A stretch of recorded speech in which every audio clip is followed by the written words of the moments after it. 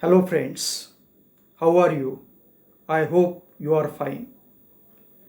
Today we will discuss the topic titled Survival of Democracy in India. To begin the discussion, first we will discuss the origin and survival of democracy in Europe.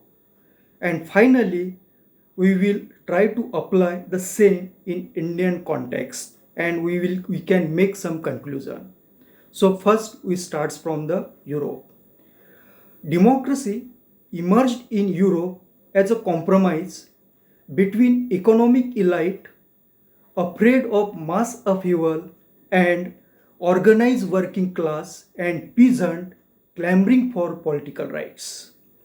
I here use the word economic elite. Economic elites means those interested in securing property rights. This compromise between economic elite and organized working class and peasant led to the extension of franchise, political representation, right to express, assemble, and organize. This ultimately led to welfare state of varying strength or degree. The workers in their turn accepted some limit in their demand so that capitalist property right and opportunities are essentially preserved.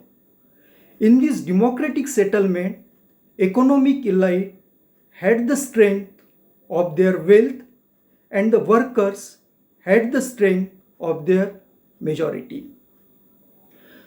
But the group that lost out in this bargaining process are those who have neither wealth nor the majority. We call them the minority group.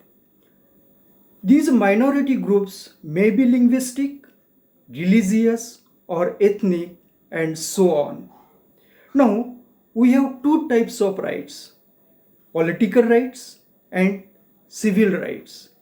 Civil rights are largely related to protection of these minority groups. In the above mentioned bargaining equilibrium between economic elite and majority workers, these civil rights survived or flourished.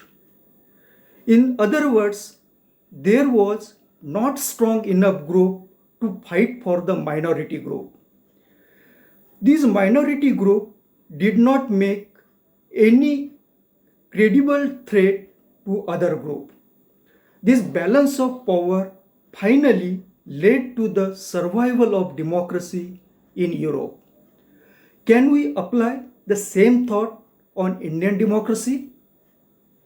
I think the Indian economic life is so fragmented that they would not agree on some minimum democratic rules in their negotiations with the working class.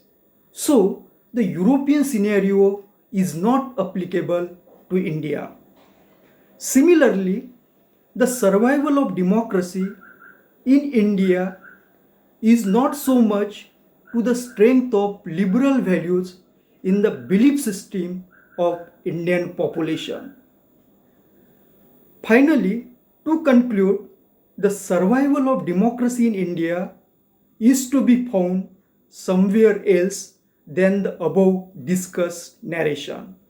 Thank you for watching my video.